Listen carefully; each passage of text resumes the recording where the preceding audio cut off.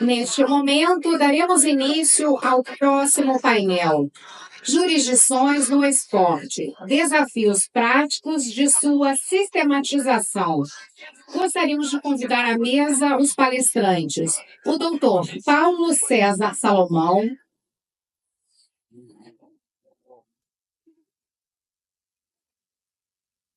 o doutor Vitor Bontrucci,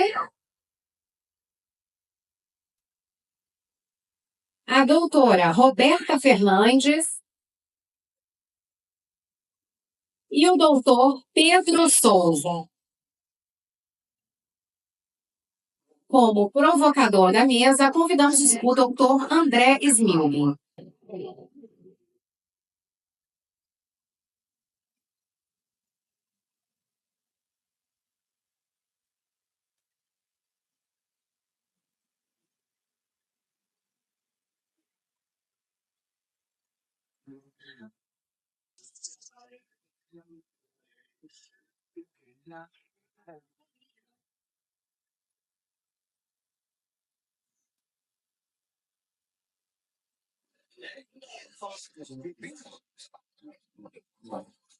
Bom dia a todos. Eu não poderia deixar de iniciar essa fala aqui no painel sem agradecer à presidente do CBMA pelo convite que me foi feito para mediar aqui essa mesa, esse debate. Para mim é uma grande satisfação retornar ao Congresso do CBMA, não apenas pelo evento em si, mas muito pelo tema que a gente vai tratar no painel de hoje, né? A arbitragem esportiva, ela é uma realidade no CBMA, né? Uma realidade, uma área de especialização desde 2020, quando houve a edição do regulamento de arbitragem esportiva do CBMA e a celebração dos convênios com o Comitê Olímpico Brasileiro e com a Confederação Brasileira de Futebol. De lá para cá, para dar um dado de realidade para as pessoas, o CBMA já administrou aproximadamente 50 procedimentos de arbitragem esportiva e tem 7 casos em andamento, né?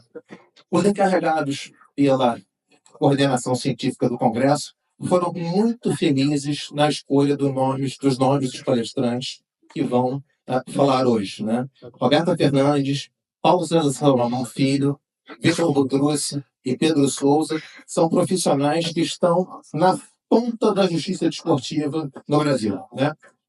Só para fazer uma breve apresentação deles, Roberta Fernandes é advogada especializada em direito esportivo e diretora jurídica do Fluminense Futebol Clube há praticamente 20 anos. Roberta foi a primeira mulher a ocupar o cargo de CEO de um clube de futebol no Brasil.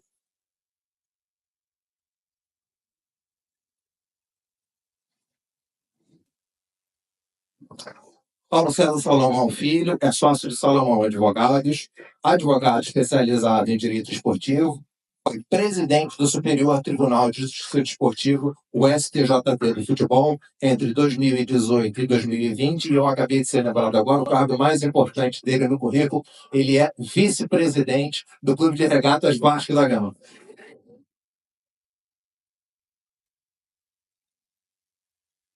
Vitor Bontrucci é advogado especializado em direito esportivo e sócio do PMA Advogados.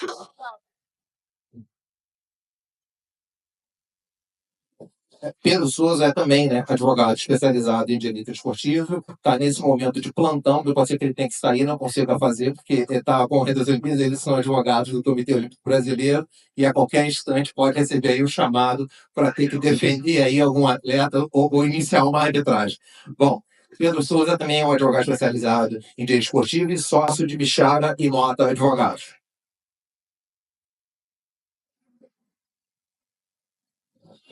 Durante a organização do painel, quando nós tratávamos da seleção dos temas, seleção e divisão dos temas que seriam abordados hoje, me foi pedido que os palestrantes explicassem para o público como funciona a justiça desportiva no Brasil e quais são os conflitos que são usualmente submetidos à arbitragem esportiva. E aqui já, usando aqui a função de mediador, provocador do debate, eu vou dar aqui o pontapé inicial, passando a bola para o Vitor Botrus fazer uma introdução explicando um pouco o que é a justiça esportiva, como funciona, o que é a Lex esportiva e por aí vai. Obrigado, André.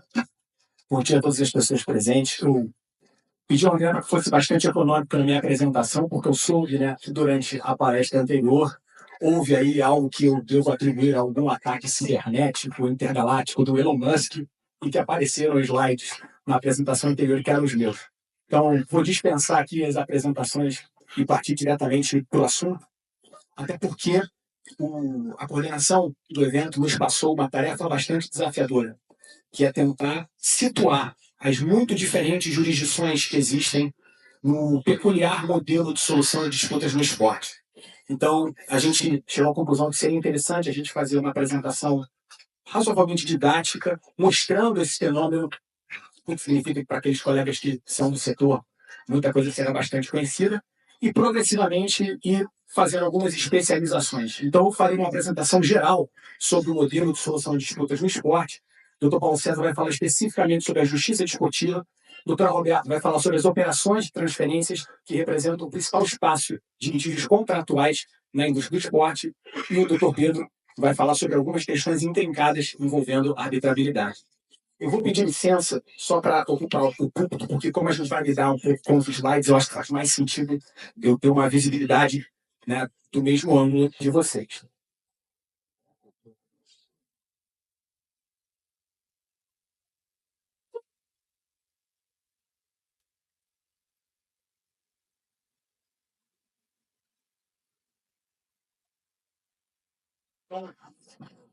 Vamos diretamente ao assunto. Tá? Por que nós estamos aqui? Assim, o que despertou o interesse na arbitragem envolvendo o esporte aqui no ambiente institucional brasileiro? Atribui-se a basicamente 3 eventos que aconteceram nos últimos anos. O primeiro deles, como o André mencionou, foi a criação pela CBF da Câmara Nacional de Resolução de Disputas, a CNRD, em 2016. Naquele momento, aproveitando-se de uma oportunidade deixada pelo Estatuto da FIFA, optou-se por fazer com que as decisões daquele órgão interno da CBF, que diz respeito a disputas contratuais entre clubes intermediários, treinadores e atletas, que essas decisões pudessem ser objeto de um recurso, como é normal na liturgia da solução de disputas internacional, só que em vez desse recurso ir ao CAIS, ou TAIS, que é o Tribunal Arbitral do Esporte na Suíça, esse recurso ocorreria aqui no Brasil, numa entidade independente instalada no Brasil. E essa entidade escolhida foi o CBMA. Então, ali, a gente passou a ter, no Brasil, o modelo de arbitragem recursal CNRD-CBMA. Houve um segundo momento, que foi em 2022, portanto, já aí 6 anos depois do início dos trabalhos da CNRD, quando a professora Selma Lenz, no seu Arbitragem em Números, que acho que é algo que já faz parte do nosso calendário oficial aqui da arbitragem no Brasil, ela chamou a atenção para esse fato. Chamou a atenção para o fato de que estava se desenvolvendo, no ambiente da arbitragem brasileira, um modelo de solução de disputas que era essa chamada arbitragem esportiva, que já tinha gerado naquela época um número de casos no CBMA e um número de casos em termos absolutos a ponto de chamar a atenção. E aí, né, eu faço sempre questão de prestar essa homenagem à professora Selma, porque aquilo que era um nicho entre colegas que se conhecem do setor, alguns dos quais eu vejo aqui, passou a ser algo que chama a atenção de muito mais pessoas. E o terceiro fenômeno aconteceu entre o ano passado e esse ano, que foi a consolidação legislativa desse fenômeno mediante a aprovação de 2 artigos na Lei Geral do Esporte. Um aprovado desde o início e um que foi derrubado, foi vetado pela Presidência da República e depois teve o veto derrubado. Então, vou começar por esses 2 dispositivos. Vocês estão observando ali o artigo 26 da Lei Geral do Esporte. Ele é um artigo que faz parte do capítulo sobre a autonomia esportiva. E a autonomia esportiva, ela é um quase dogma, por assim dizer, para nós que atuamos na área do esporte. E ao disciplinar a autonomia esportiva, ao preservar a autonomia esportiva, a lei, logo ali ao final, ela menciona que a lex esportiva, ela é um fenômeno existente, né? Ela é um sistema privado transnacional E o princípio da autonomia esportiva tem o papel de assegurar que não haja interferência externa indevida que ameace a harmonia desse sistema que se convencionou chamar lex esportiva. Muito bem. O parágrafo primeiro vai lá e acrescenta, dizendo que se entende por lex esportiva esse sistema transnacional e ele é composto por organizações esportivas, suas normas e regras e os seus órgãos de resolução de controvérsias, incluídos seus tribunais.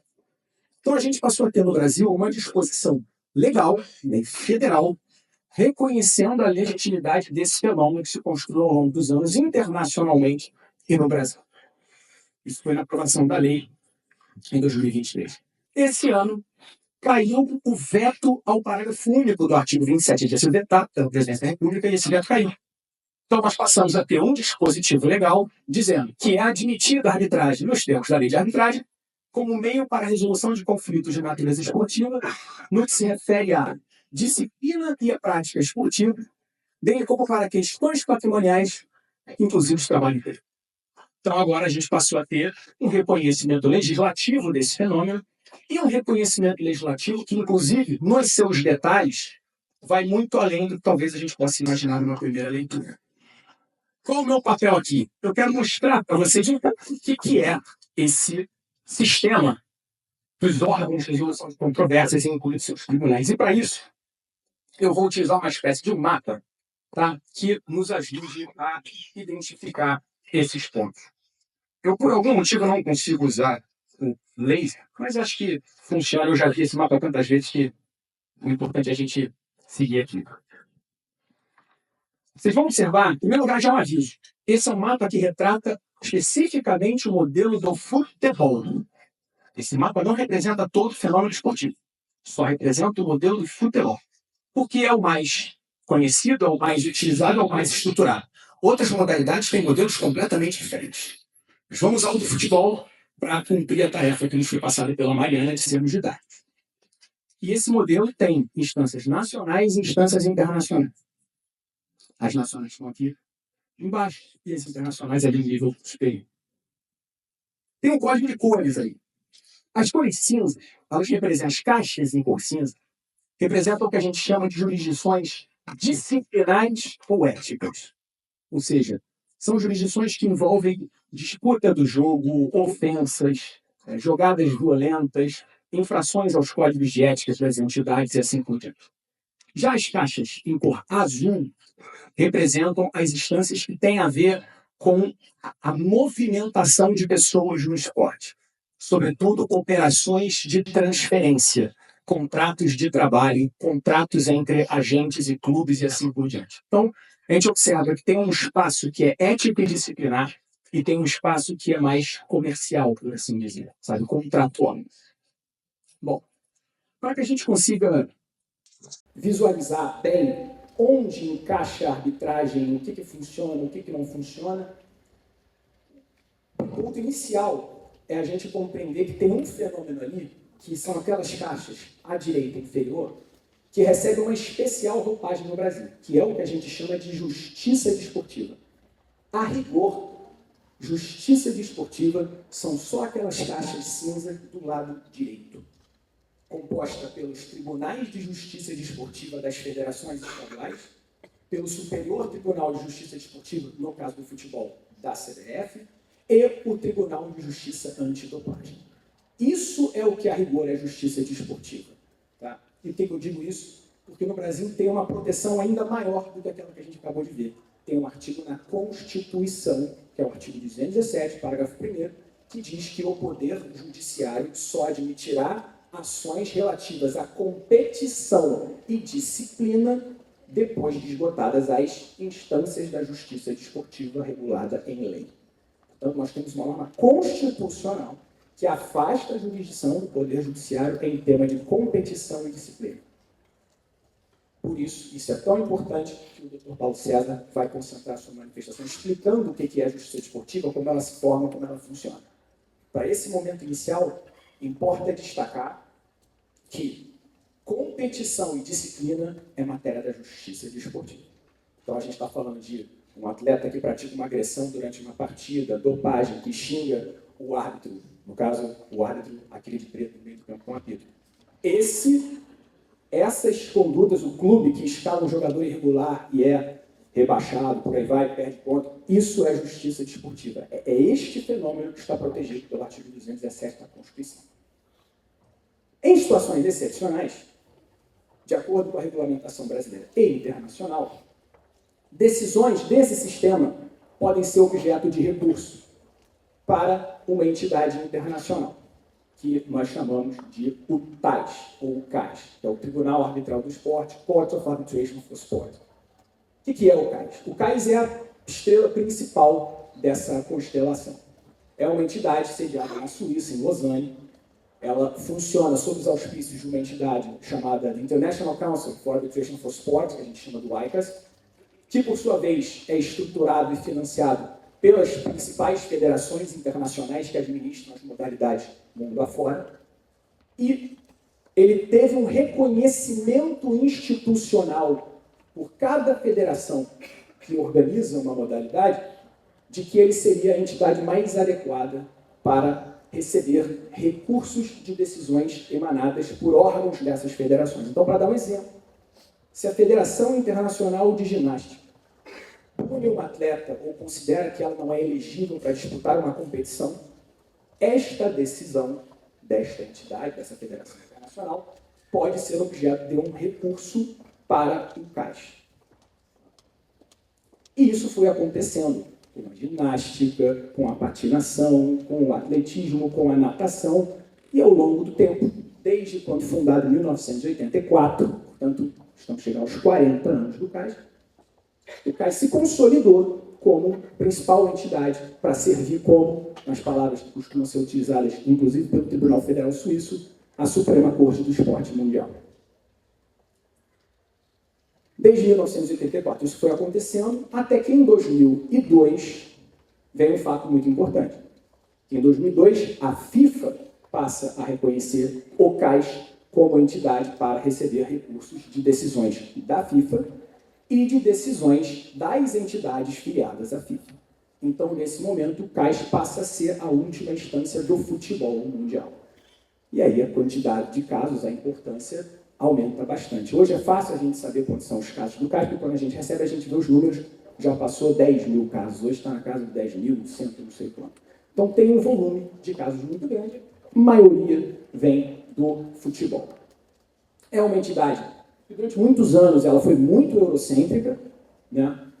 Até porque as federações internacionais, de modo geral, estão sediadas na Europa, estão sediadas na Suíça, mas ao longo do tempo ela foi se abrindo, tem feito um esforço bem grande para aumentar, melhorar a sua diversidade. Antigamente era basicamente uma lista de homens de alta idade, europeus e eurocêntricos, falantes de inglês, francês e alemão, mas nos últimos anos o CAS tem feito um esforço e hoje a lista não é uma lista, é uma lista fechada, você só pode escolher árbitros no CAS se eles forem parte da lista. Tem algo próximo a entre 300 e 400 árbitros, mais ou menos, se renova num ciclo de 4 anos, e hoje nós já temos alguns números de árbitros brasileiros, argentinos, americanos, asiáticos, africanos, homens, mulheres, mais novos, mais seniores e assim por diante. Então, o CAS tem feito um esforço grande de se ampliar. O fato é que ele tem essa proeminência no setor.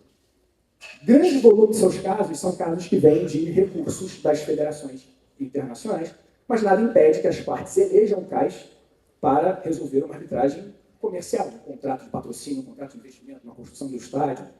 É normal, é habitual, mas não se engane. A essência do CAS, o volume de casos, vem mesmo dos recursos. O futebol traz um volume imenso e uma atenção imensa. E aí, como é que funciona? Como é que o futebol chega lá? No caso brasileiro, da Justiça Desportiva, eu mencionei algumas decisões acima de um determinado número de suspensões por partidas ou por prazo, ou em dopagem, os casos podem chegar ao CAS. No caso do futebol internacional, especialmente na FIFA, a gente volta à lógica das caixas. Aquela caixa cinza, o Disciplinary Committee da FIFA, ele é o comitê disciplinar da FIFA. O que ele faz? Ele faz o que a Justiça Desportiva brasileira faz. Julga infrações. Uma agressão, escalação irregular, uma falta, só que no contexto de competições organizadas pela FIFA. Então, se um atleta brasileiro, né, xinga um adversário ou comete uma falta violenta, no Campeonato Brasileiro, ele é julgado pela Justiça Desportiva Brasileira. Se ele comete essa mesma infração na Copa do Mundo, ele é julgado pelo Comitê Disciplinar da FIFA. Dessa decisão cabe recurso para o Comitê de Apelações da FIFA e dessa decisão cabe recurso ao CAS. A FIFA tem também o Comitê de Ética, que julga infrações ao seu código de ética. Então, por exemplo, se um dirigente recebe uma vantagem indevida para assinar um contrato ao votar em A e B numa eleição, ele viola o código de ética da FIFA e vai ser julgado pelo Comitê de Ética da FIFA, cabendo apelação para o Comitê de Apelações, e dessa decisão cabe recurso ao CAS. Vamos agora para as caixas azuis, os aspectos contratuais. O que a FIFA fez? E do ponto de vista jurídico, é admirável o que a FIFA conseguiu fazer. A FIFA é um mercado, ela regulamenta, na prática, um mercado global fascinante. Não só porque o futebol é uma coisa apaixonante, imagino que muitos aqui gostam de futebol, mas juridicamente o que eles fizeram é muito bonito. Eles perceberam que você pode ter um jogador brasileiro, assessorado por um empresário italiano, saindo de um clube inglês, sendo emprestado por um clube da Ucrânia, que no meio da guerra quer sair da Ucrânia e ir para a Arábia Saudita. Se todas essas operações tivessem que ser regidas pelo direito local, no idioma local e julgadas pelas jurisdições locais, os custos de transação de você fazer movimentação de pessoas no futebol seria muito grande. Então a FIFA percebeu o seguinte: ora, se a FIFA é uma associação de direito privado, a FIFA não é uma entidade integrante do sistema da ONU, ela é uma associação de direito privado, sediada na Suíça, né? Um país que costuma ter um razoável respeito pela autonomia, pelas decisões e assim por diante. E se essas entidades, CBF, AFA, Federação Italiana de Lockout, são também associações de direito privado, elas podem concordar com certas regras e aceitar a imposição de certas decisões. Então a FIFA, a partir de então, passou a regulamentar o mercado de transferências internacionais. Você quer ser um clube que traz um jogador da Ucrânia no meio da guerra, que saiu da Inglaterra para jogar na Arábia Saudita? Ok, a regra é essa daqui que eu estabeleço, que é o regulamento de transferências e de status de jogadores. Só que não adianta você ter um regulamento. Você tem que ter alguém que julgue esse regulamento. Então a FIFA foi lá e criou um sistema de resolução de disputas para julgar estas operações. E esse sistema se divide nesses 3 órgãos: o FIFA Dispute Resolution Chamber, o FIFA Player Status e a Câmara de Agentes. Basicamente, o que fazem esses órgãos? O Dispute Resolution Chamber, ele lida com as questões envolvendo a estabilidade contratual, que é exatamente o que eu falei: o jogador quer sair de um clube e ir para outro. Lida também com a inadimplência salarial, ou seja, jogadores têm direito a receber coisas que clubes não pagam. E a gente costuma achar que o brasileiro é muito inadimplente. A gente começa a trabalhar com futebol e a gente começa a ver como é que o pessoal do leste europeu, da Turquia, com todo respeito à Turquia, é um lugar apaixonante, mas eles também são muito criativos na arte de protelar. E outros direitos que decorrem da legislação que o clube tem direito a receber quando um atleta vai ser transferido de um lugar para o outro. Ele tem alguns direitos, como o Training Compensation e o mecanismo de solidariedade, que pode ser cobrado se houver dimensão internacional, ou seja, se a gente estiver falando de pessoas ou federações de lugares diferentes, eles podem buscar essa jurisdição da FIFA. O Player Status, ele lida com algumas questões regulatórias sobre liberação de atletas. Ele recebe pleitos de treinadores contra clubes ou federações, e ele também recebe os pleitos do que a gente chama dos overdue payables, que é basicamente inadimplência. Clube que não pagou a outro clube valores decorrentes de uma transferência de atleta. Tá? E tem a Câmara de Agentes, que foi instalada no ano passado, se eu não me engano, mas por conta de algumas discussões envolvendo a regulamentação da matéria, ela não está atuando. Fato é que, portanto, a FIFA, usando desse seu poder institucional, ela criou um sistema de regras e um sistema de solução de disputas sobre essas regras e submeteu as decisões desses órgãos a uma apelação a um órgão independente, prestigiado, que tem as suas decisões passíveis, que é o CAS, tem as suas decisões eventualmente passíveis de uma ação anulatória perante o Tribunal Federal Suíço, que é uma instituição europeia que tem um razoável respeito com relação à maneira como lida com a arbitragem. Então, esse é o modelo que a FIFA desenhou. Quando, então, a CBF teve a ideia de implementar a Câmara Nacional de Resolução de Disputas no Brasil, basicamente o que se fez? Bora, vamos olhar para aquilo que dá certo. Vamos implementar aqui algo razoavelmente parecido com o que já tem na FIFA. E a CNRD ela tem basicamente as mesmas competências daquelas caixas azuis da FIFA, que hoje nós chamamos de FIFA Football Tribunal. O FIFA Football Tribunal é basicamente a reunião do DRC, do PSC e da Existente. E o que é a CNRD? É basicamente um órgão que aglutina todas essas jurisdições em um só. Então, ela tem jurisdição para receber pleitos de clubes contra clubes envolvendo inadimplência, de atletas contra clubes por inadimplência salarial, de intermediários contra seus clientes pelo não pagamento de comissão e operações, ou pela violação da exclusividade contratual, ou um atleta querendo reduzir uma multa de um contrato, e assim por diante. Isso é a CNRD. Só que optou-se por, em vez de levar as decisões da CNRD para o CAIS, optou-se por montar no Brasil uma estrutura que recebesse esses recursos. Que se eu conseguisse passar o slide, eu estaria mostrando para vocês o lugar. Então, se o pessoal lá de cima conseguisse me ajudar, eu agradeceria bastante para passar ao próximo slide, porque eu ia mostrar para vocês de onde a gente tirou esse coelho da cartola. Tá? Exatamente aquele slide que estava lá. É o artigo 57, 3C. Deixa eu aparecer. Pronto. 57, 3C do Estatuto da FIFA. O que diz esse artigo? Ele diz assim, bom, o CAS tem jurisdição para receber recursos das decisões finais das entidades. Ok. Só que tem ali, ó. O CAS não terá jurisdição para receber apelações de decisões contra as quais caiba um recurso a um tribunal arbitral independente constituído conforme as regras daquela entidade. E foi com base nesse dispositivo que, basicamente, o que a gente fez foi, se o Football Tribunal vai ao CAIS, vamos montar uma instituição no Brasil que tem todas as jurisdições, todas as competências do Football Tribunal, mas submeter a uma entidade independente constituída no Brasil. E aí, com isso, elegeu-se em 2016 o CBMA, mediante uma regra estatutária da CBF. E aí, montou-se esse sistema. No caso, a CBF optou por também atribuir jurisdição para esse recurso arbitral, não só as decisões da CNRD, mas também as decisões do Comitê de Ética do Futebol Brasileiro. Inclusive, já houve recursos arbitrais ao CBMA com base em decisões do Comitê de Ética do Futebol Brasileiro. Essa é uma realidade que existe. A maioria, o André mencionou aqui os números no início, vem dos recursos das decisões da CNRD, que eu vi aí do lado de fora o coordenador-geral, Rafael Fachada, a quem eu devo uma vida praticamente, então não sei se ele está por aí, Rafael, você sabe que você é e continua sendo, e vai ser sempre o coração que bombeia esse negócio. Então esse é o modelo. Esse é o modelo que existe. Esse modelo, ele, naturalmente, nada impede que as pessoas, enfim, um construtor de um estádio faça um contrato de construção e eleja a arbitragem para qualquer instituição que ele quiser. Pode ser o CAS, pode ser o CBMA, pode ser quem quiser. Nada impede que uma SAF do seu estatuto eleja uma determinada instituição para administrar a arbitragem societária. Ou seja, o espaço da arbitragem no esporte vai além desse modelo.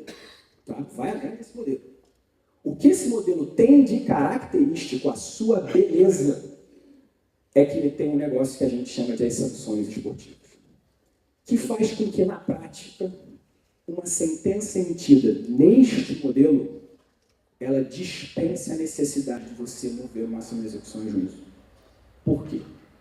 Porque se um clube recebe uma punição, recebe uma sentença, determinando que ele tem que pagar R$1 milhão para um atleta, se ele não pagar, tem uma regra que diz o seguinte, tudo bem, você não paga, mas aí você fica impedido de transferir jogadores nesse período, que é o que a gente chama do transfer ban. Ou seja, enquanto você não cumprir aquela decisão, um clube de futebol fica impedido de contratar novos jogadores. Eu vejo aqui alguns amigos na plateia que gostam muito de futebol. Vocês não fazem ideia do que é a vida de um presidente de um clube de futebol se ele não puder contratar jogador. Porque no domingo o time perde o jogo e na segunda de manhã tem 30 caras na porta do clube dizendo queremos jogador. E o que ele faz? Ele contrata o jogador e diz, está aí, eu trouxe o cara que vocês pediram. Na hora que ele fica impedido, na hora que você tira essa tinta da caneta dele, ele paga. O dinheiro aparece, não sei de onde, mas o dinheiro invariavelmente aparece. Essa é a beleza do modelo. O modelo, ele molda suas regras, molda suas instâncias de decisão e molda sua capacidade de ser efetivo.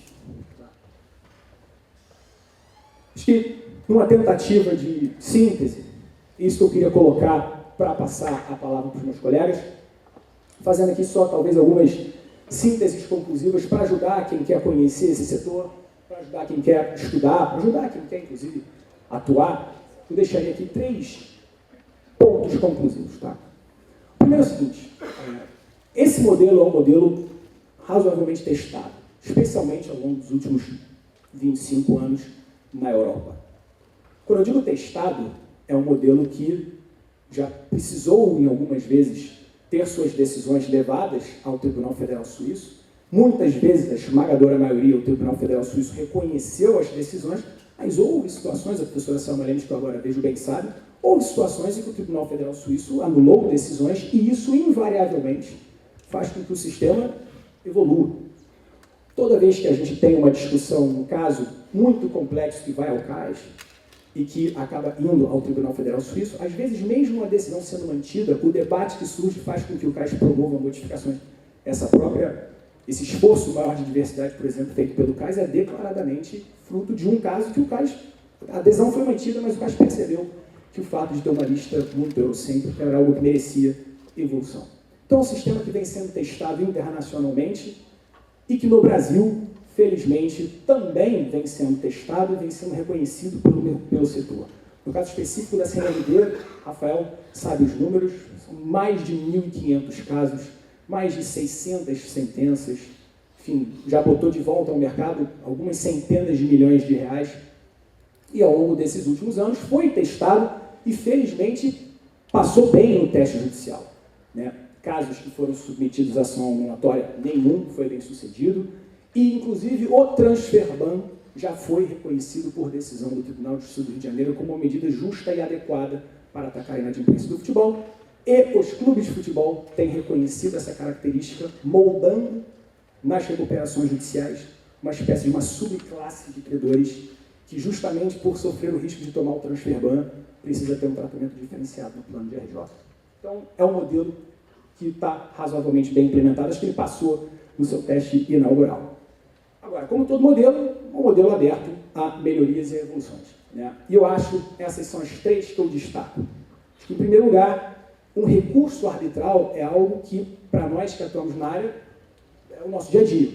Mas para a cultura jurídica brasileira é muito estranho. Inclusive, pela lei de arbitragem, falarem que a sentença será final.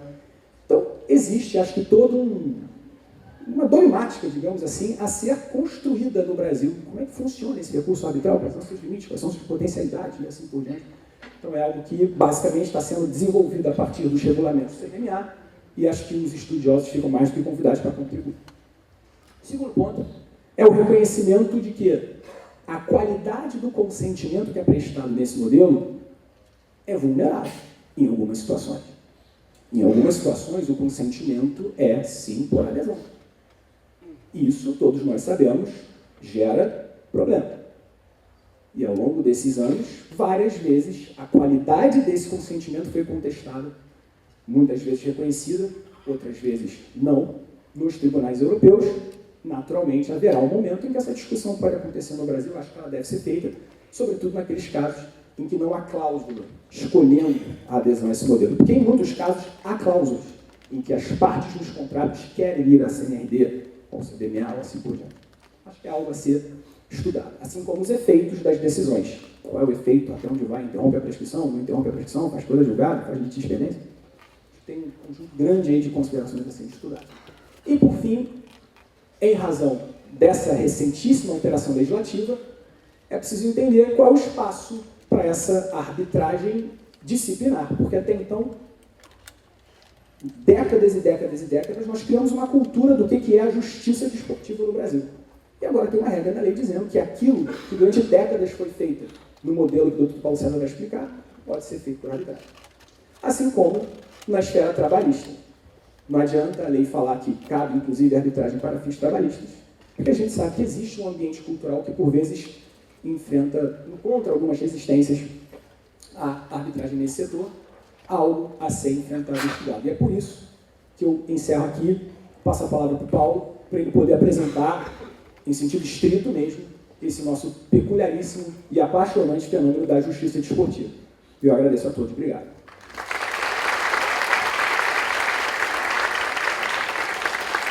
Obrigado, Vitor. Paulo, fica à vontade para... Bom dia a todos.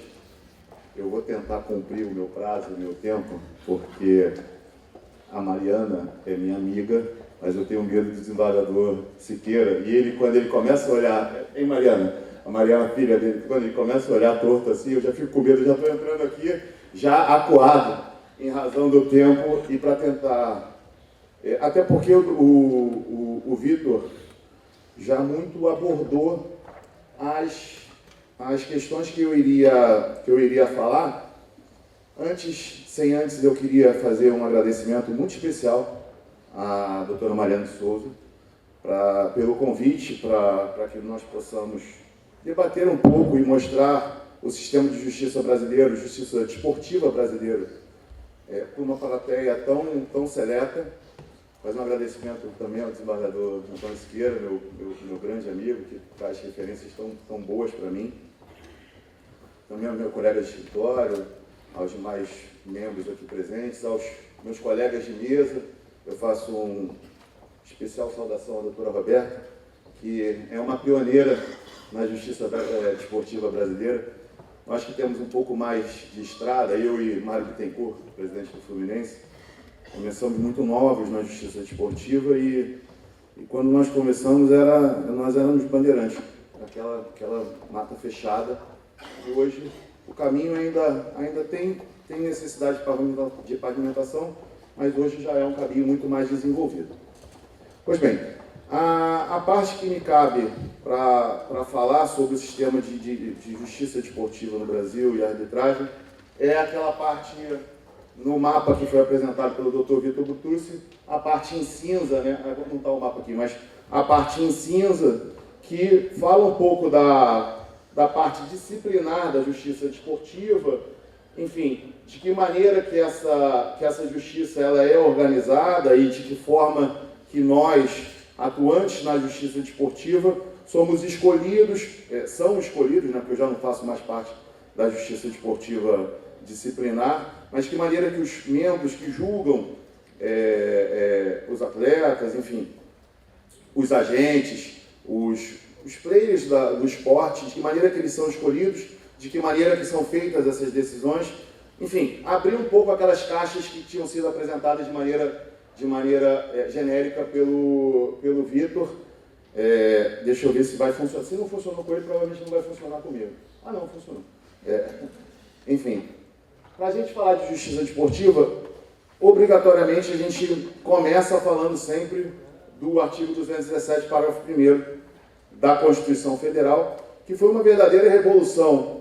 Já havia um movimento mundial sobre a autonomia das entidades de prática desportiva, né, das entidades organizadoras do esporte, mas isso foi trazido à Constituição Cidadã de 88, e o parágrafo 1º do artigo 217 traz a famosa regra de que é a única exceção à cláusula pétrea prevista no artigo 5º, inciso 35, de livre acesso ao Poder Judiciário. A única exceção prevista exatamente na Constituição é a regra da justiça desportiva, que, de acordo com o parágrafo 1º do artigo 217, diz que só serão admitidas as ao Poder Judiciário, a submissão ao Poder Judiciário de questões relativas à disciplina e competições após esgotarem-se as instâncias da Justiça Desportiva de acordo com a regulamentação legal.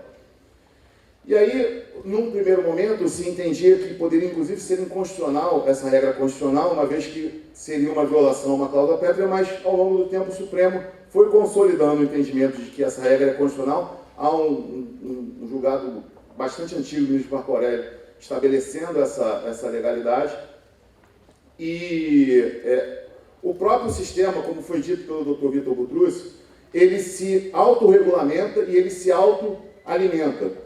A partir do momento em que há um estabelecimento por parte das entidades de organização do esporte, em que os recursos e os julgamentos das questões que envolvem o esporte em geral, elas são resolvidas interna corporis e é proibido a intervenção ao Poder Judiciário sob pena, inclusive, de exclusão de uma entidade ou de um membro ou de um atleta que não respeite esse tipo de determinação e de jurisdição, e caso haja uma ocorrência de uma violação a essa regra, ou seja, caso esse elemento vá ao Poder Judiciário, a regra de julgamento, se ele violou ou não o estatuto, é feito também por parte de membros internos das entidades. Você vê que o sistema, como dito e muito bem dito pelo Dr. Vitor, ele se autorregulamenta e se autoalimenta e há uma autoexecutoriedade no sistema. Você não precisa ir ao Poder Judiciário para que você possa aplicar penalidades ou sanções aos que não respeitam os regulamentos. E aí se tem uma discussão, para quem não é do direito esportivo e quem não entende muito essa questão de autonomia das entidades, havia uma discussão muito concreta e severa, no sentido de, mas espera aí, isso não poderia ferir, inclusive, a soberania nacional, a autonomia das entidades, a partir do momento em que, a autonomia do particular, a partir do momento em que há uma restrição ao acesso ao Poder Judiciário, mas, ao longo do tempo, e com a evolução da matéria, em especial da questão da arbitragem, hoje, a lei das SAs já diz que você pode, independente de ser ou não subscritor da determinação estatutária de uma SA, você pode se submeter a uma cláusula arbitral. Convenção de condomínio é a mesma forma. E também nos estatutos das entidades você tem esse tipo de previsão e o judiciário, em regra, entende que esse tipo de previsão é possível e é cabível no ordenamento jurídico brasileiro e mundial. Eu trago aqui um exemplo do próprio CBJD, que é nossa norma de regência de punições disciplinares, no sentido de que, se você não respeitar essa regra, você pode ser excluído de qualquer competição, qualquer campeonato, inclusive não podendo disputar outros tipos de competição. São sanções muito severas que são estabelecidas, até para desestimular esse tipo de situação. E, por exemplo, a gente tem uma questão importante prevista no artigo 50 da Lei Pelé, que era até então a Lei de Regência do Esporte, dizendo que as decisões estabelecidas pela Justiça Desportiva, elas são soberanas quanto aos efeitos desportivos delas. Ou seja, o sujeito não pode ir ao judiciário para discutir a correção da decisão disciplinar que foi aplicada, sob pena de você eternizar as disputas e os campeonatos.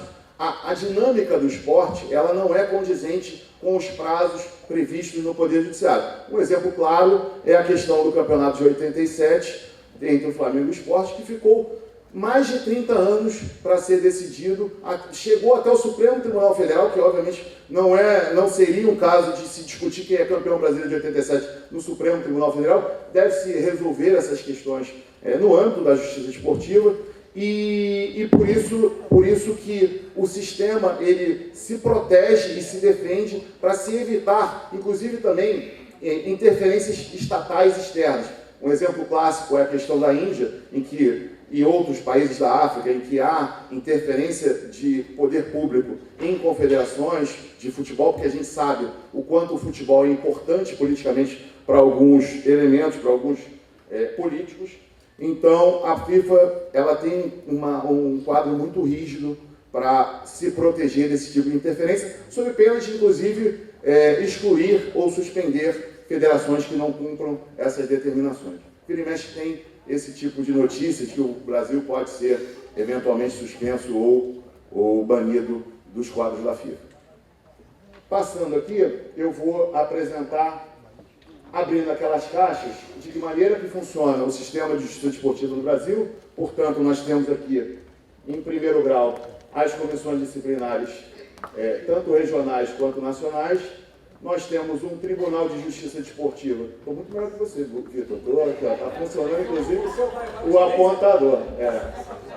Tem, das decisões da Justiça Desportiva Regional, você cabe um recurso, ainda em âmbito estadual, a um tribunal recursal estadual, e das decisões desse tribunal recursal estadual, pode-se fazer um recurso ao Superior Tribunal de Justiça Desportiva.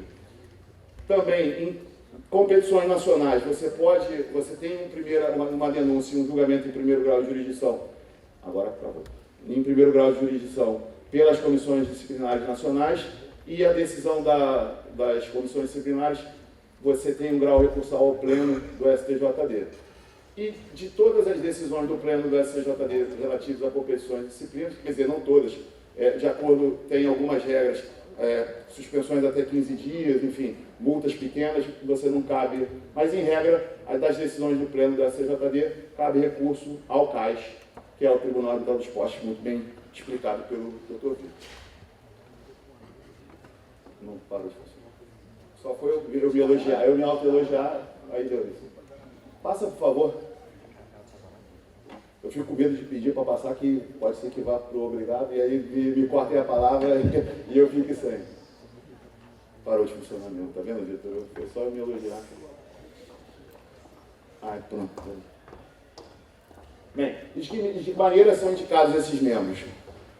Todo o sistema de justiça desportiva, você tenta que todos os players do esporte consigam indicar representantes para que possam atuar nos respectivos tribunais. No caso dos tribunais de justiça desportiva, agora apagou de vez. Nos casos de tribunal de justiça desportiva, as indicações são dois membros pelas entidades de administração do desporto. No caso nacional é a CBF, no caso das federações estaduais, cada uma das federações estaduais, no caso do Rio, a Federação de Futebol do Estado do Rio de Janeiro. 2 indicados pelos clubes que disputem a Série A do campeonato respectivo, no caso do Brasil, o Brasileirão, no caso do Carioca, o Campeonato Carioca da Série A. 2 advogados que são representados pela OAB, que seriam representantes da sociedade civil, 1 representante dos árbitros e 2 representantes dos atletas. Esses 9 membros, que são chamados de auditores, eles escolhem dentre os 9 membros o presidente, vice-presidente e os membros das comissões disciplinares também escolhido por esses membros do Tribunal Pleno dos Tribunais de Justiça Desportiva. A Procuradoria, que é o órgão denunciante, como se fosse o MP da Justiça Desportiva, atua como custos legis também e atua como parte, para oferecer denúncia. É bem similar à Justiça Estatal. Tem uma regra própria de escolha e de composição, que não cabe aqui mencionar, e o que importa nessa discussão, eu trago esse slide aqui para que nós possamos refletir e discutir o que você considera o esgotamento da instância desportiva para fins de se pleitear eventual indenização na justiça comum. E a doutrina de direito esportivo vem evoluindo e hoje é bastante consolidada no sentido de que você só esgota a jurisdição desportiva quando você vai ao CAS e tem um julgamento definitivo pela instância máxima, pelo Supremo Tribunal de Justiça Desportiva, que é o CAS, o Tribunal Internacional. Isso gera uma discussão porque as demandas do CAS não são baratas, às vezes há uma restrição ao acesso ao CAS, principalmente quando você fala de atletas um pouco mais humildes, mas hoje a doutrina é muito consolidada nesse sentido e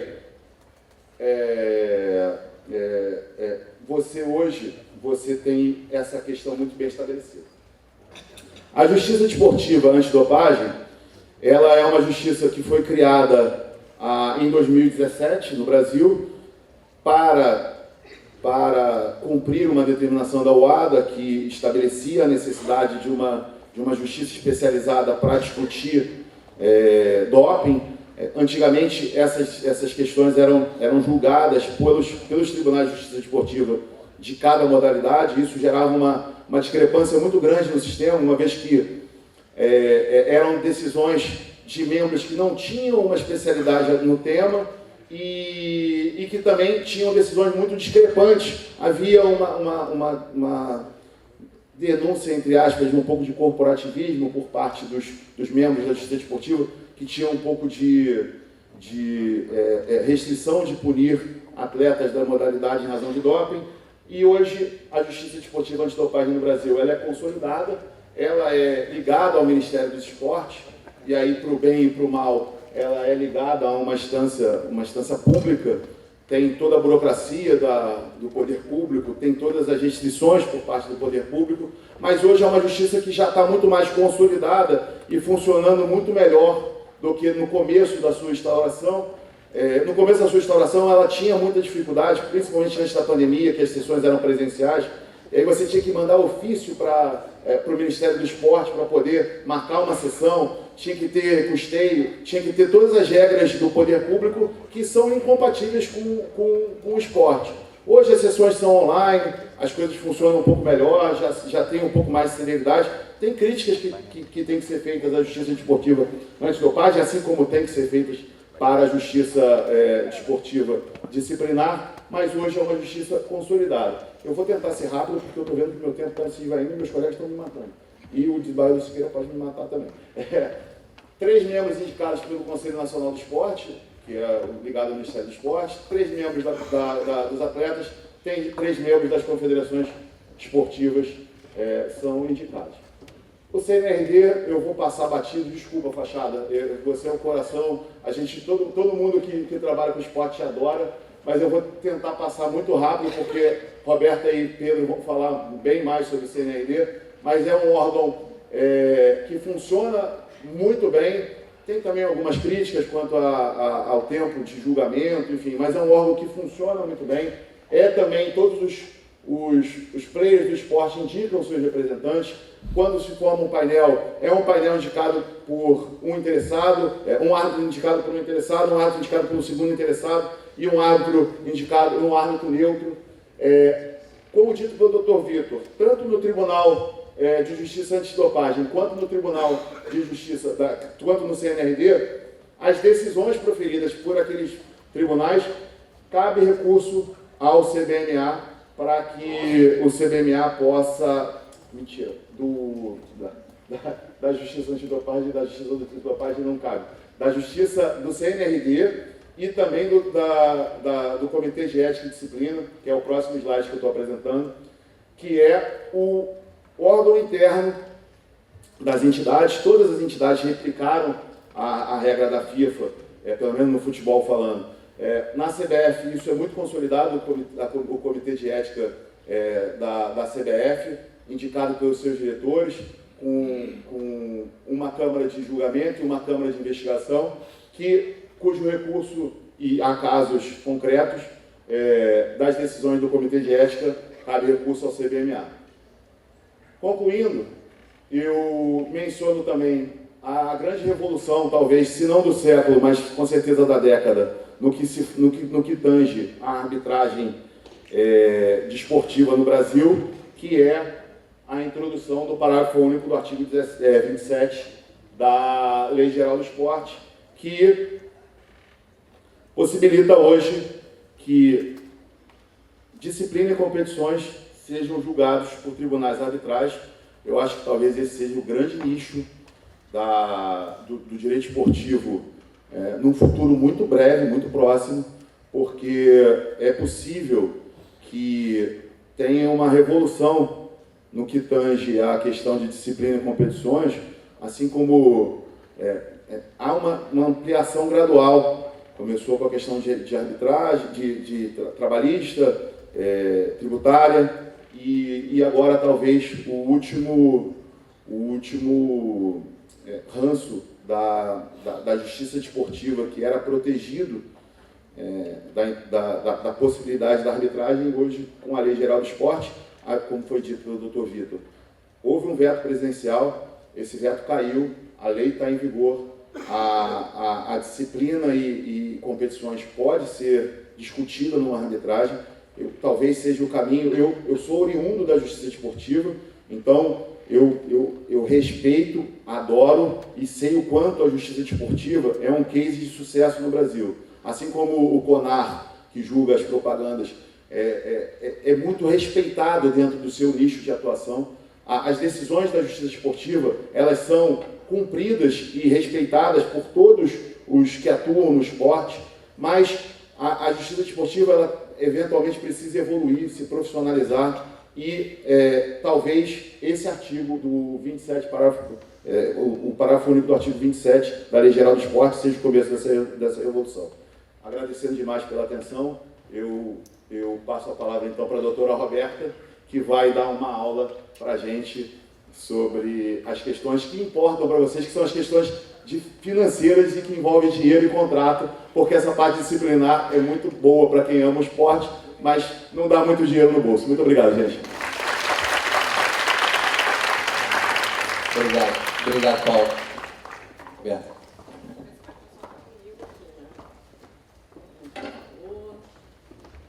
Um pouquinho aqui, porque o Paulo era grande. Gente, uma boa tarde já. Queria fazer um agradecimento muito especial, quebrar esse protocolo, mas eu preciso fazer um agradecimento muito especial à nossa presidente, Mariana, elogiar não só esse evento excepcional, como toda a condução à frente do CBMA e especialmente o trabalho que você tem feito de inclusão das mulheres nas arbitragens esportivas. Eu tenho um agradecimento muito grande para fazer, em nome dessa mulherada toda aí que vem surgindo nesse mercado, que vem se consolidando nesse mercado. Você é pioneira nesse trabalho, então parabéns, uma salva de palmas para a nossa presidente. Muito obrigada. Sou muito fã. Digo que o chamado dela é uma convocação, né? Independente do dia, independente das circunstâncias, eu tenho que estar aqui. Então, fico muito feliz, muito honrado de estar falando diante dessa plateia. Meus colegas aqui, alguns deles com os quais eu já, de alguma forma, lido há bastante tempo, já conheço há bastante tempo. É um mercado ainda muito nichado, muito restrito, então todo mundo se conhece. Eu ouvi um pouquinho na palestra anterior o Dr. Gustavo Schmidt falando sobre essa questão das fotos. Não posso estar na foto, a gente está sempre junto, a gente está em todos os eventos, a gente participa de todos os painéis, porque trabalhamos no dia a dia com a paixão que é o futebol. Então, uma honra gigante estar aqui com eles, dividir esse espaço. Me coube falar um pouquinho, trazer um overview sobre o mercado de transferências internacional, né? São dados, são informações que são muito mais naturais para quem lida no dia a dia, na prática, com essas transferências, né? Eu que já tenho praticamente 20 anos de Fluminense, já participei de mais de 1000 transferências, negociações da base profissional, retorno de atletas, a saída deles. Então, tenho bastante experiência nesse mercado e eu acho importante a gente trazer um pouquinho desse cenário, até para ilustrar e para demonstrar a importância da capacitação dos profissionais que vão atuar nessa frente, né? Seja nas arbitragens, seja formulando esses contratos, fazendo essas negociações. Então, a informação é tudo, é chave. Esses documentos nos quais eu baseio a minha apresentação, eles são disponíveis no site da FIFA, a gente vai se basear no Transfer Report da FIFA. Então, a ideia aqui é justamente fazer uma análise do mercado com suas tendências, os tipos de transferências e as taxas que são envolvidas. Eu vou começar falando sobre 3 tipos de transferências, né, que a gente tem, basicamente, não sei se de conhecimento de todos, mas você tem a transferência definitiva, a transferência permanente, o atleta vai de um clube para o outro de forma definitiva. Transferência temporária, que é o empréstimo, e aqui é importante dizer, né, que esses contratos eles podem se dar de forma gratuita, né, de forma onerosa ou de forma gratuita. E aí, um parêntese importante fazer, em todos esses casos, tem muito trabalho envolvido, que as pessoas às vezes pensam que um empréstimo gratuito, uma transferência gratuita, não requer uma demanda enorme de trabalho, quando na verdade isso não é verdadeiro, ao contrário. Eu tenho um exemplo, não aconteceu no Fluminense, mas num outro clube do Rio, um advogado amigo fez 16 contratos diferentes para uma única negociação, que acabou não se concretizando. Então, assim, a nossa função é estar pronto, preparado para o que vier, né, para o que der e vier. Então, o trabalho envolvido é muito complexo e é muito grande também. E a gente tem as transferências fora de contrato, que são conhecidas como free agent, ou porque o atleta estava livre no mercado, porque o contrato dele já estava encerrado, porque ele não tinha contrato, ou porque ele se profissionalizou de alguma forma. Bom, começar trazendo alguns dados importantes para a gente aqui, para mostrar esse cenário crescente aí, nessa tendência crescente do mercado para 2023. A gente bateu todos os recordes nessa janela no ano passado, né, como um todo. 21.801 transferências internacionais, que é um total aí de transferências onerosas, também um novo recorde histórico, 3.279 transferências. As gratuitas são sua maioria absoluta, a gente tem 18.522, o que corresponde a 85% das transferências, né, são transferências gratuitas. Deixa eu ver se vocês vão me dar bem aqui com a luzinha. Acho que não. Foi. Mais ou menos, né? Aqui. Paulinho é o especialista no laser. 4.971 clubes envolvidos nessa transferência. O que a gente está falando aqui são de 180 associações membros da FIFA participando e 6 confederações também participando. É a parte ilustrada pelos gráficos verde e laranja ali. E os números, aí a gente vê o azul mais escuro, corresponde às transferências gratuitas, e a parte mais clara ali, as transferências que são remuneradas, né, que envolvem valores em dinheiro. A gente tem aqui também, importante passar para vocês, né, esse crescimento. É o único número que retrai esse número de confederações envolvidas, mas é uma retração muito pequenininha, que não vale a pena nem considerar. Vamos passar. Com relação aos gastos nessas transferências, a gente tem um novo recorde também, desembolso de 9,63 bilhões de dólares envolvidos. Então, a gente está falando de muito dinheiro na mesa, muita coisa. No ano passado, pela primeira vez na história, mais de 1.000 clubes, um total de 1.024, na verdade, gastaram dinheiros em transferências internacionais. É um novo recorde também no número de clubes que receberam taxas de transferência, aí, com 1.241 clubes recebendo essas transferências. E aqui eu vou fazer um parêntese para explicar para vocês que existem aí 3 possibilidades, né, que a gente tem que considerar nesse gráfico aqui. As fixed fees, que são representadas aqui no gráfico pela parte mais escura, que são ali, né, no último ali em 2023, aquela parte final. Opa, aqui. As fixed fees, que são os valores já fixos garantidos em contrato. A gente tem as conditional fees, que são, por exemplo, metas que vão ser alcançadas por aquele jogador. Ele performou um número X de partidas, ele ficou tanto tempo em campo, ele conseguiu alcançar, junto com o time, a conquista de algum campeonato. Então, os clubes, mesmo depois da venda, eles são remunerados nessas hipóteses, desde que isso esteja previsto em contrato. Isso é muito comum e acontece na prática, na grande maioria dos casos, inclusive. A gente tem também, né, as release fees, que são as buyout clauses, que são casos de pagamento aí da multa contratual, da cláusula indenizatória, no nosso caso aqui. Vou tentar acelerar um pouquinho também pela questão do tempo. Os diversos tipos de transferências aí a gente tem ilustrando, só para poder mostrar que os jogadores sem contrato, né, os casos free agent, correspondem a 64,6%, 14.082 transferências. Retorno de empréstimo, 1.750. Transferências por empréstimo, 2.691 e 3.278 empréstimos, sessões permanentes. Bom, nas taxas de transferência, a gente, só para ilustrar também, elas inferiores a $1 milhão correspondem a 67,8% dos casos. Em apenas 405 transferências, e esse número é bastante importante, que corresponde a 12% aproximadamente do total dessas transferências que envolvem dinheiro, a taxa foi superior a $5 milhões. Exatamente essas 405 transferências correspondem a 80% do valor total gasto em 2023.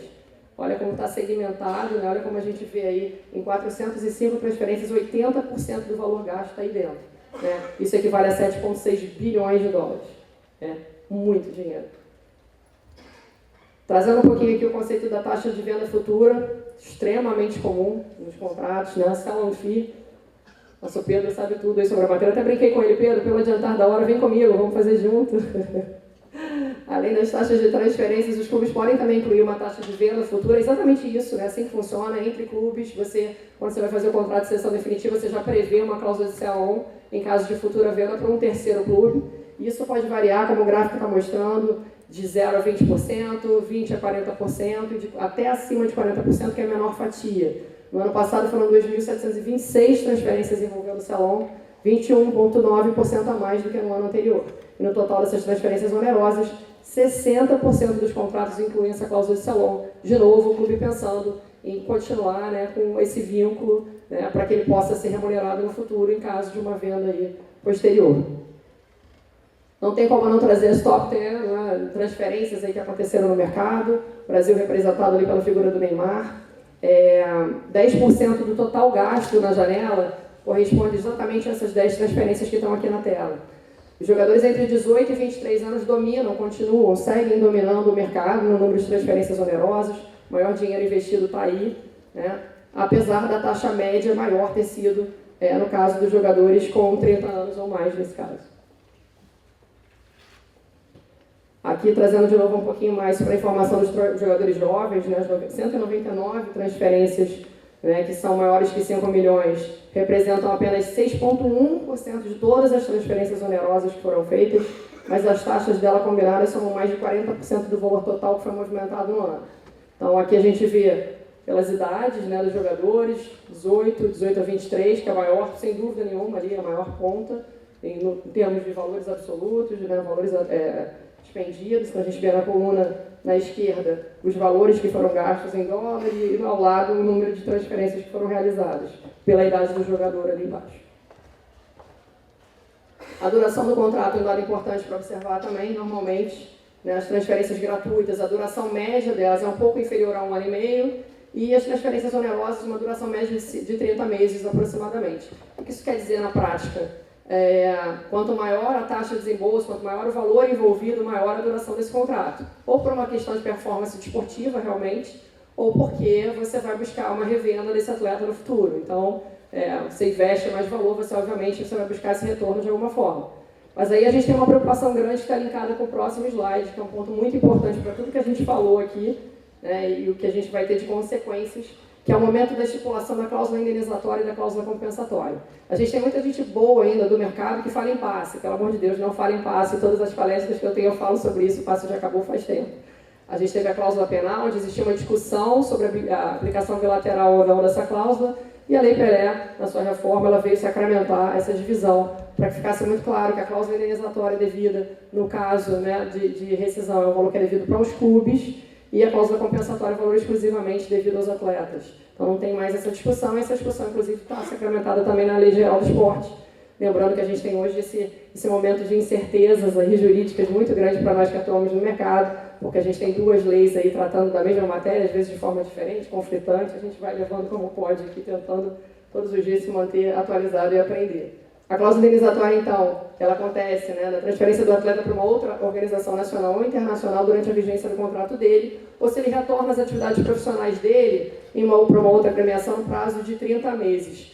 Esse caso é interessante porque se a época que o Adriano voltou, né, para o Brasil e, né, que ele havia parado de jogar futebol e passou a jogar pelo Flamengo, se isso estivesse vigorando a época, isso seria de fato um problema, né? Então, não aconteceu naquela época, não estava em vigor, mas é um dado para a gente refletir, para a gente pensar. O valor dessa cláusula indenizatória é livremente pactuado entre as partes. A internacional é sempre limitada, justamente para proteger os clubes nacionais do assédio dos clubes de fora. E o limite máximo dela é 2.000 vezes o valor médio do salário contratual do atleta. Já a compensatória é muito importante. Departamentos de futebol, as pessoas que atuam, agentes, jogadores, advogados de jogadores, ela é, no mínimo, o valor inteiro do contrato até o final. Então, na hora da contratação, na hora da escolha, na hora que o Pedro aperta a gente lá no contrato do jogador, a gente tem que ter esse cuidado de pensar que, no mínimo, se a gente for rescindir antecipadamente esse contrato, a gente vai pagar a conta inteira. Aqui a gente traz alguns dados de nacionalidade para trazer só um overview, realmente, para mostrar que os jogadores brasileiros realizaram o maior número de transferências em todas as nacionalidades aqui. A gente está em primeiro lugar, são 2.375 transferências feitas. O principal fluxo, né, de transferências aconteceu do Brasil para Portugal, com 414. Os clubes da Inglaterra, mais uma vez, com uma larga vantagem, aí, os maiores gastadores, aproximadamente 3 bilhões de dólares gastos. E os clubes da Arábia Saudita, que aparecem pela primeira vez entre os 5 maiores gastadores, né, num total de 970 milhões de dólares aí envolvidos. O Brasil está em primeiro lugar no número de transferências e em segundo lugar nos valores recebidos em transferências.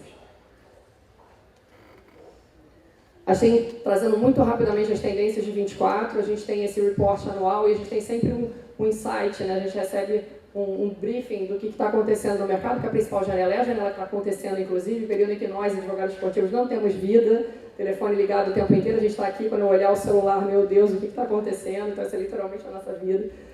Mas as tendências continuam em alta, de novo, quebra de recorde com relação ao valor de janeiro anterior, 1,46 bilhões de dólares já gastos só, né, na janela de janeiro, 4.716 transferências internacionais aconteceram, também novos recordes nas duas frentes. Eu não tenho como não falar de feminino, ainda que de uma forma muito breve, um slide apenas, até correndo aqui, eu tirei alguns outros.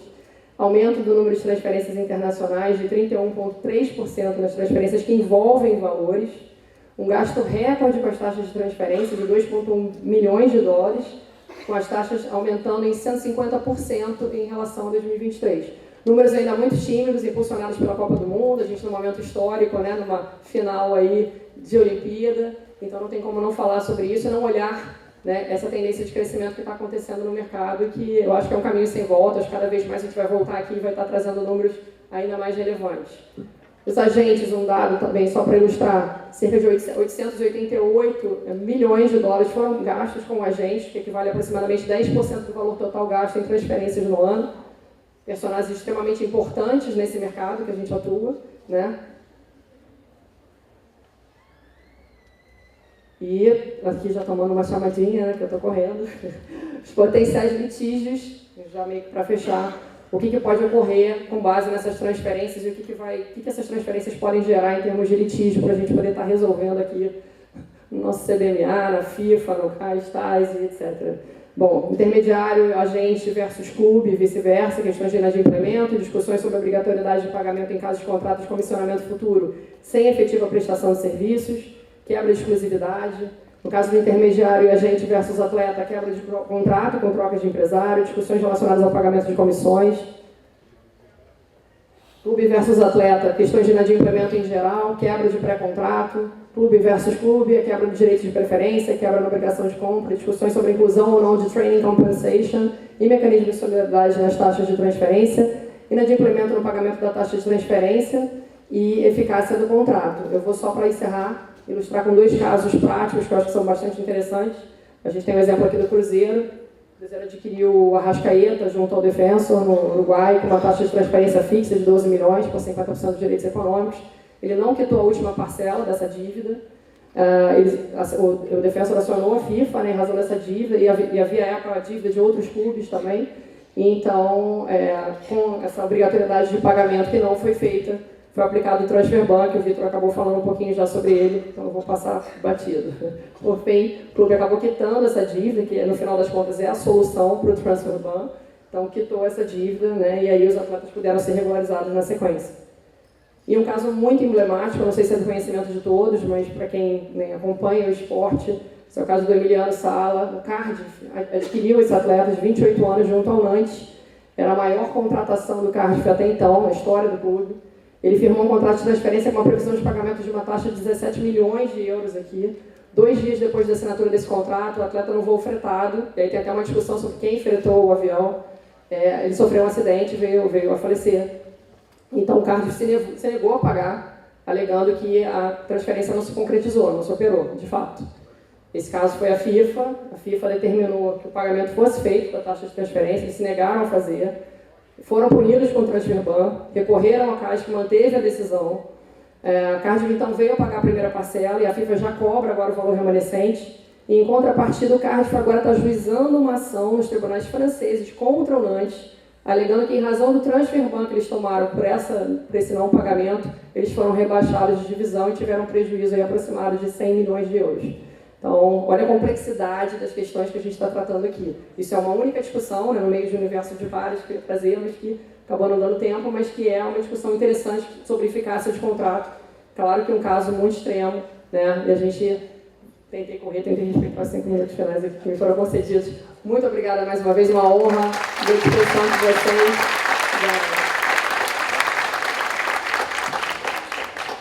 Obrigado, Roberta. Pedro. Nós temos assim, apenas 10 minutos para encerrar. Imbuído por aí de síntese. Por favor. Eu honestamente achei que eu fosse ser menor que esse púlpito, eu estava com medo, mas correu tudo bem. Enquanto coloco meu slide, eu não posso deixar de fazer um registro inicial, Gilberto. Você citou uma questão que é específica do esporte em relação à duração do hábito. Você falou na sua palestra, uma brilhante palestra, parabéns, Por que eu quero saber qual é o time do árbitro? Para nós, faz toda a diferença. Em um procedimento em que uma parte é o River Plate, eu tenho certeza que o advogado não vai querer um árbitro que é torcedor, conselheiro, sócio do Boca Juniors. Ou então aqui no Brasil mesmo temos Atlético Mineiro e Cruzeiro, nós temos Internacional e Grêmio. No Rio de Janeiro talvez não tenha tanto problema, que são 4 clubes, mas é uma questão de impugnação de árbitro. Qual a equipe que você torce? Então isso mostra já uma peculiaridade da arbitragem esportiva em relação à arbitragem comercial, que mexe com emoção. É uma arbitragem que é muito passional.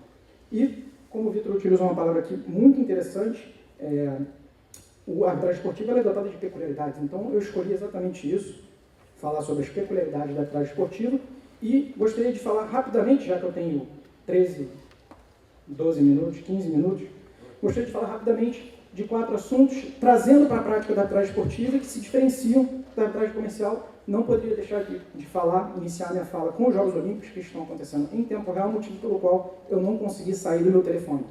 Como foi falado aqui, o nosso escritório o escritório que representa o COB nas Olimpíadas, e, portanto, o arbitral das Olimpíadas se inicia 10 dias antes dos Jogos e termina no último dia dos Jogos. E o Brasil jogar em qualquer modalidade representa sempre um risco de procedimento. Se nós ganharmos, nós vamos ser atacados. Se nós perdermos, nós vamos atacar alguém. Então, sempre que o Brasil está em campo, eu fico tenso para saber se vai ter algum procedimento. E, já adiantando aqui um pouco, eu vou simplesmente apresentar para vocês como que é um procedimento arbitral olímpico, já dizendo que ele é um procedimento ultracélere. Ele tem uma duração entre 24 e 48 horas. Ou seja, nessa janela de 24 e 48 horas, nós vamos ter todos os atos de um procedimento arbitral do início ao fim. Vai ter o request, vai ter a answer, vai ter a apresentação de provas, vai ter uma audiência com depoimento testemunhal e vai ter uma sentença operativa e depois vai ser liberado o grounds. Isso tudo acontece em 24 horas e é muito comum que nós tenhamos prazos de 1 hora, de 1 hora e meia. No procedimento da Marta que nós tivemos agora, a FIFA teve 1 hora e 40 para apresentar uma manifestação depois que o Comitê Olímpico Internacional resolveu ingressar no procedimento. E esse ingresso de procedimento, a intervenção de terceiros na arbitragem olímpica, é comum, porque um procedimento pode afetar diversas federações.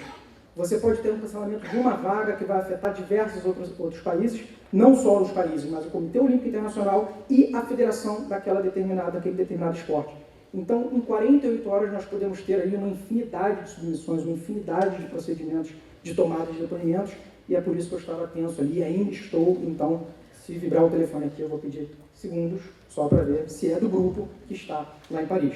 Também faço menção de que os meus 3 sócios estão em Paris, lá fisicamente, para realizar as audiências, e eu fico daqui para fazer a pesquisa jurisprudencial, e o problema é que as audiências acontecem na madrugada, porque são na parte da manhã em Paris, 5 horas de fuso, então é muito comum termos audiências 2, 3, 4 horas da manhã, e essas audiências duram lá decurso de tempo que for necessário para resolver aquele problema, porque o árbitro tem que estar satisfeito, sabendo que não vai ter uma possibilidade de ter uma nova discussão.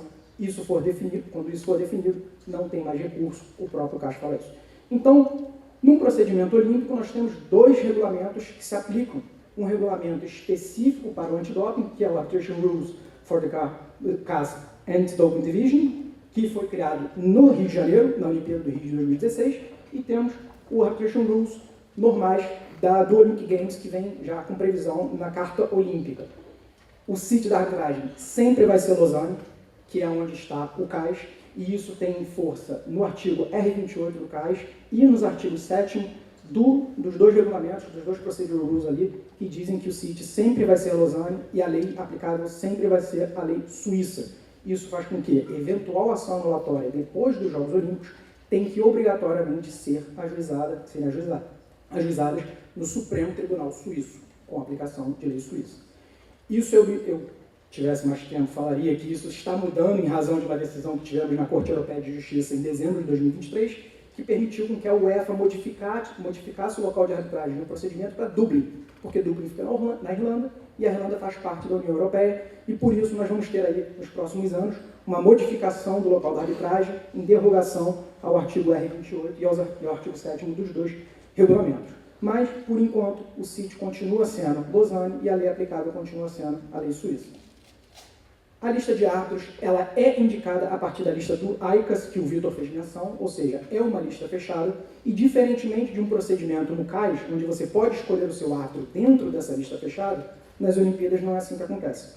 em razão da celeridade, em razão da imperiosidade de se resolver aquilo sem que haja qualquer tipo de demora, quem indica o árbitro para resolver o problema, seja tribunal, seja árbitro único, é o próprio AICAS, é o próprio CAS, mas, claro, confere-se às partes algumas horas para poder impugnar aquele árbitro. E daqui eu gostaria de fazer uma menção à fala do Gustavo, da importância do dever de cooperação, porque eu não tenho como impugnar o árbitro, eu não tenho como pesquisar a vida daquele árbitro em 1 hora, em 2 horas. Então eu tenho que confiar que o relatório de disclosure daquele árbitro é condizente com aquele procedimento e vai fazer sentido no caso de uma análise para impugnação. Então, geralmente, não se impugna árbitro no procedimento olímpico. Honestamente, eu não lembro de me lembrar ou ter participado de uma impugnação de árbitro em procedimento olímpico, mas fato é que confere essa parte algumas horas para poder fazer um estudo ali, uma indicação, se ele tem algum problema com aquele árbitro indicado. Claro, nós fazemos esse estudo, a primeira coisa que a gente vê é que jurisdição que ele é, se em algum esporte nós tivemos algum problema com aquela jurisdição. A título de curiosidade, o caso da Marta foi julgada por uma solo arbitrator que era do Egito, muito boa por sinal. Nós tivemos outro procedimento antes do início das Olimpíadas para atletismo, que era um tribunal feito por um mexicano, uma holandesa e uma alemã, e também um tribunal muito bom, não tivemos qualquer tipo de problema. Mas é uma lista que nós temos conhecimento 10 dias antes, ou seja, 10 dias antes do início das Olimpíadas, nós já temos a oportunidade de fazer todas as pesquisas possíveis, mas como a gente não vai saber, como a gente não sabe quem vai ser o árbitro do nosso procedimento, a gente tem que esperar chegar naquele momento. E a última peculiaridade do procedimento olímpico é a data do fato para a aplicação do regulamento apropriado. Como eu falei para vocês, o arbitral das Olimpíadas inicia-se 10 dias antes do início dos Jogos Olímpicos. Então, em tese, somente fatos ocorridos dentro dessa janela dos 10 dias é que podem ser utilizados os regulamentos, tanto de antidoping quanto o regulamentar. A única diferença em relação a isso, a data do fato, é que o procedimento vai continuar sendo administrado pelo CAS e continuará sendo um procedimento olímpico. Mas o regulamento que vai ser utilizado não são esses 2 regulamentos, e sim os 2 regulamentos padrões do CAS, que é o regulamento ordinário e o regulamento de apelação, a depender do tipo de procedimento. Como o Vitor falou, existe o procedimento recursal e existe o procedimento em que a parte simplesmente impugna uma decisão de campo, uma decisão da competição que ele participou, ou a assunção de uma vaga por algum atleta. Pode ser também o caso da Marta, que foi uma decisão da FIFA, disciplinar da FIFA, que deu 2 jogos para a Marta, e nós fomos e recorremos para tentar reduzir isso para um jogo. Isso é um procedimento de apelação. Então, se não fosse aquelas regras ali de arbitragem dos Jogos Olímpicos, seria o regulamento de arbitragem recursal do CAS, que é um dos regulamentos padrões. Mas o porquê que a data do fato é importante para essa discussão? Porque é possível que, durante as Olimpíadas, se desenvolva uma disputa que se iniciou meses antes nas competições de índice de aplicação para as Olimpíadas. Então, hoje eu estou suscitando um fato que se iniciou meses atrás. Eu não enxergo, graças a Deus, eu não estou enxergando nada que está nesse papel, então, honestamente, eu não posso tirar atenção. Era o tempo, né? Tá bom, eu tenho 5 minutos. Vai dar tempo. Nem passei o primeiro jogo. Vai dar tempo. Mas, com isso, eu já posso fazer o link para o meu segundo assunto, que é um assunto muito importante, que é um assunto muito comum na arbitragem esportiva e que não é bem aceito para o restante dos praticantes de arbitragem, que é o fato da jurisdição da arbitragem esportiva ser conferida pelo estatuto.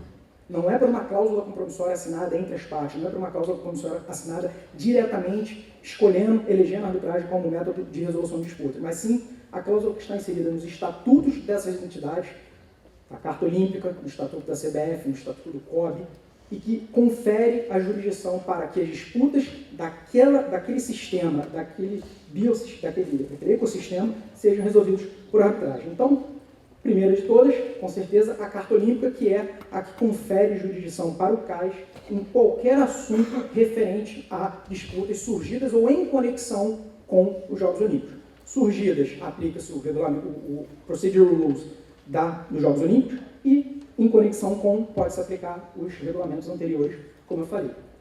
Mas, por cautela, só isso aí não seria suficiente para parar de pé a questão da escolha da arbitragem para resolver o problema. Então, o que estou olhando para o Vitor porque foi uma das soluções que a CNRD achou quando não tem cláusula compromissória no contrato, a gente assina uma ata de missão e elege ali a arbitragem como resolução de disputa para aquele problema específico.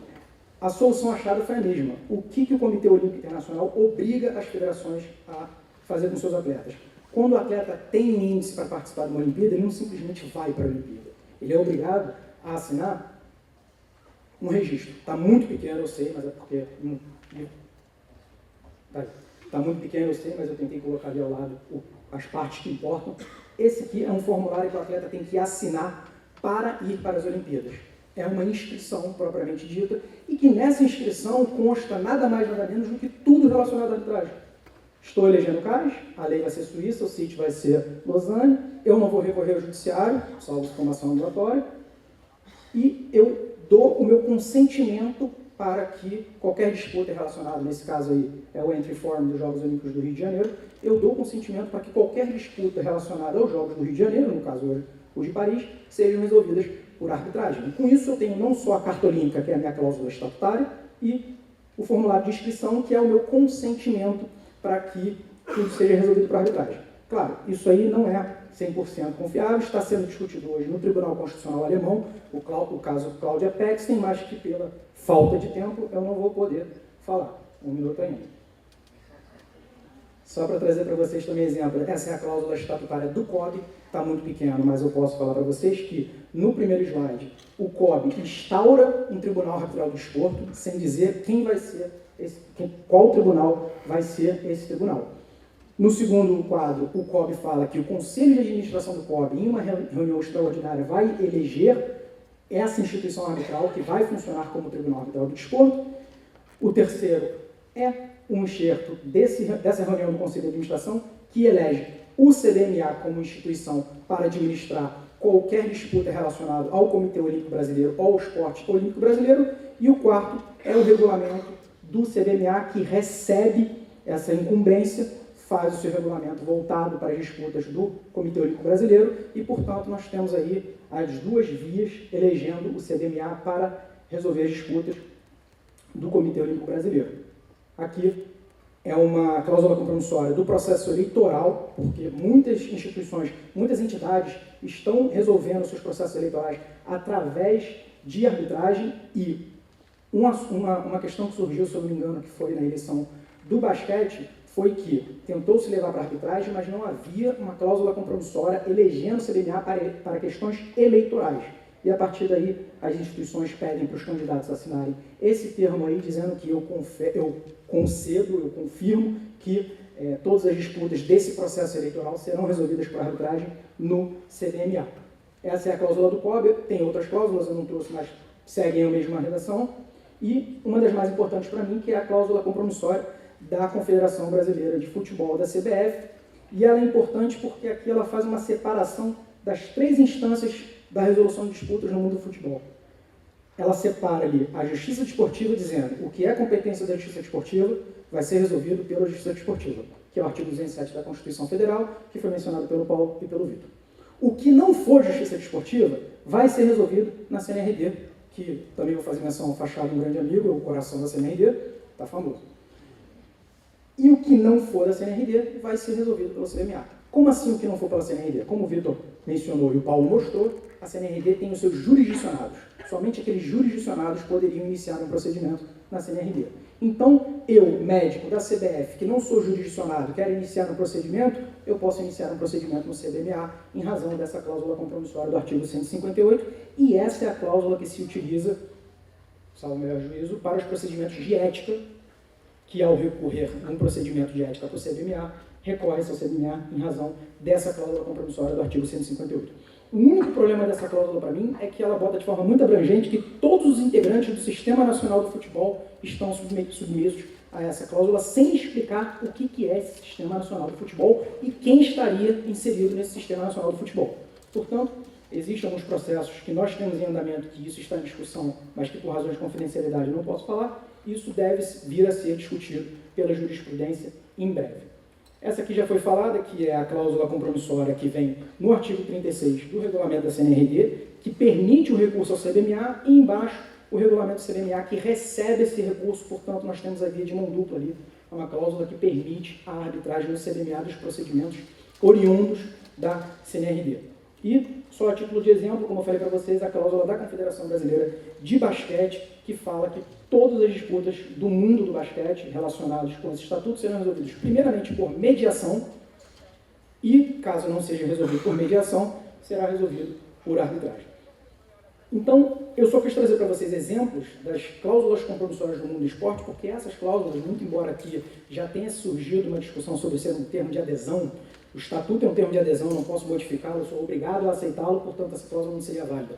É uma discussão válida, confesso que ainda não vi ela sendo travada no judiciário com bastante veemência, mas tão somente sendo pincelado por um lado ou por outro, mas eu acho que é algo que nós vamos ter que enfrentar em breve, especialmente se essa decisão da Cláudia Pexten se mantiver, porque isso vai ter impacto direto no Supremo Tribunal Suíço e, por consequência, na FIFA, o que diretamente tem consequência na CBF e na arbitragem esportiva brasileira. Só mais 2 pontos, terminando, rapidamente, só para falar da decisão do TST, que, em matéria trabalhista, em razão do conflito do artigo 90C da Lei Pelé com o artigo 507 da CLT, decidiu que, por força desse artigo 90C da Lei Pelé, somente é possível ter arbitragem em matéria trabalhista se houver previsão na Convenção Coletiva de Trabalho. Tá? E em que pese o 507 ser posterior ao artigo 90C da Lei Pelé, a Lei Pelé, por ser uma lei especial, o TST entendeu que por ser uma lei especial não derrogaria o artigo 507A e, portanto, confirmando uma decisão de 2022 em 2024, entendeu que em matéria trabalhista não se pode ter arbitragem esportiva, ainda que iniciada pelo empregado, o que me parece que se ele está escolhendo a arbitragem nesse momento é a arbitragem, tá? Mas isso não afeta o sistema porque essa decisão tem base no 90C, que, como sabemos, vai ser revogado pela nova Lei Geral do Desporto. Hoje ela está em vigência porque, em que pese o veto, caiu o veto do parágrafo único do artigo 27, a Lei Pelé ainda não foi revogada completamente, porque ainda há vetos da nova Lei Geral do Desporto que estão em discussão no Congresso. Quando esses vetos caírem ou forem mantidos, a Lei Pelé vai ser revogada obrigatoriamente e aí esse entendimento não mais vai existir e, portanto, poderemos ter arbitragem em matéria trabalhista. E eu ia me debruçar sobre a questão do recurso arbitral e do doping. O do doping eu só queria falar porque o André me pediu algumas vezes para falar do Gabigol, então eu vou falar do Gabigol rapidamente. Por que o processo do Gabigol foi para o CAS? Porque o TJD, ele, em tese, pararia no pleno do STJD. E a razão disso foi uma modificação à vida em 2022 pelo Conselho Nacional do Esporte, que alterou esse artigo 318. O artigo 318 falava que qualquer recurso, dos recursos previstos no artigo 217, envolvendo um atleta ou um evento de nível internacional, esse recurso pode ser interposto no CAS. E aí ficava uma discussão, o que é um atleta de nível internacional? Como que você mede o nível internacional do atleta? Quando o atleta é estrangeiro e joga no Brasil, definitivamente é de nível internacional. Mas por que o Gabigol jogando no Flamengo seria um atleta de nível internacional?